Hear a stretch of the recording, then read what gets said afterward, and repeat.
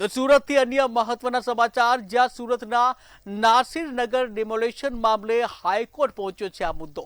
ત્યારે હાઈકોર્ટ પહોંચ્યો છે આ મુદ્દો, જ્યાં નોટિસ જે આપ્યા જે કરી શકાય કે આ મુદ્દે નોટિસ આપવાનું જે કામ કરવામાં આવ્યું છે, ત્યારે ડિમોલેશનની જે કામગીરી છે તે મુદ્દે હવે મુદ્દો હાઈકોર્ટમાં પહોંચ્યો છે.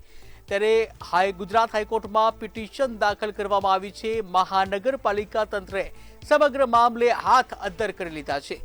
સેન્ટ્રલ ઝોનના સ્ટાફે પોલીસ બંદોબસ્ત સાથે ત્યાં હાજર રહ્યા હતા. ત્યારે બાકી બચેલા મકાનોને તોડી ન પાડવામાં આવે તે માટે એડવોકેટ જમીર શેખ દ્વારા મનાઈ હુકમની દાદ માંગવામાં આવી છે.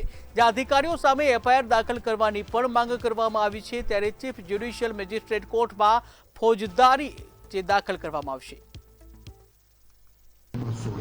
પછી ખબર પડશે, પણ આટલા મકાનોનું ગેરકાયદેસર without following any mandatory provision of law demolish કરી નાખ્યા મકાનો. પછી ખબર પડી આ લોકોને કે આ જે સ્ટાફ હતો તે સેન્ટ્રલ ઝોનનો હતો, એટલે એ લોકોએ ડિસઓન કરી દીધું કે ના અમે નથી કર્યું, ફરી ગયા.